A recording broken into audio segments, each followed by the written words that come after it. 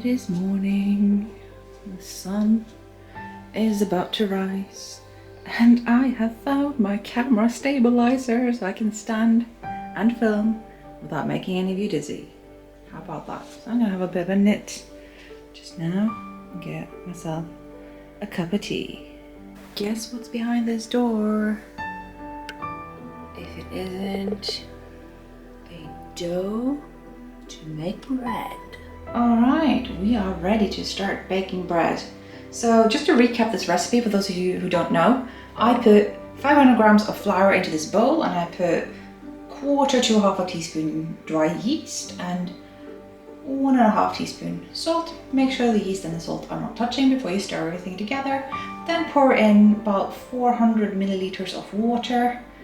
Temperature doesn't really matter, but I prefer lukewarm just in case, and cover it after you've mixed it all together. Cover it up with some cling film and whatever else you need to cover it with, and put it somewhere that isn't too cold, but it doesn't have to be warm again.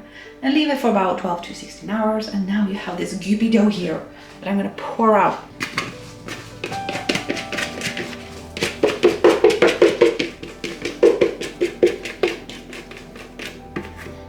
Now you kind of just gently fold it, you know? Just fold it. We're not kneading. This is a no-knead bread. We're never putting in any effort or force here. Just folding this dough, making sure it gets a little bit of structure, because it got a lot of structure rising overnight, you know? And so now you're just kind of folding that until it doesn't really want to fold anymore. There you go. I guess.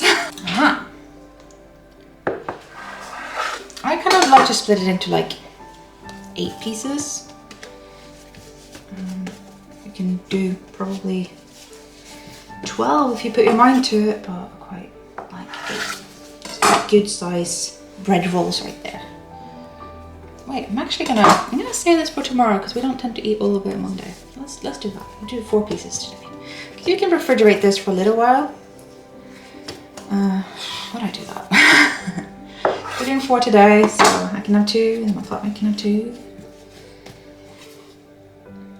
There we go. So now that I have 4 items, I'm just gonna make sure they have a bit of structure too. Just give them a bit of a fold.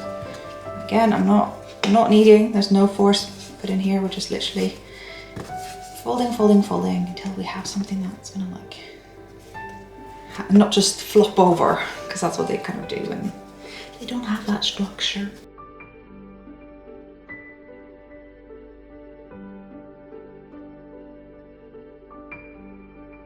So here we go, we've got 4 little items. If you have an oven that can go on 40 degrees Celsius, it's really good to put them in there to let them rise, otherwise it takes a while.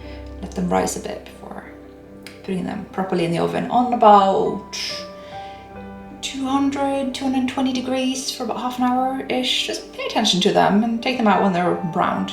And they should be good. Enjoy! As you can see, our oven does not go up to 40, it starts at 100, which is incredibly useless. One of many things that's useless about this oven. So I always like to put it down on that setting, and it seems to work out. So far so good. And now I have yet to clean up this, which is actually surprisingly easy. I don't know, it doesn't create as much mess as you'd think. Just kind of scrape a bowl of flour with a knife, put it in the sink, fill it with water, make sure nothing gets stuck, and just soak up at the work counter and wipe it off with some tissues or towels or whatever.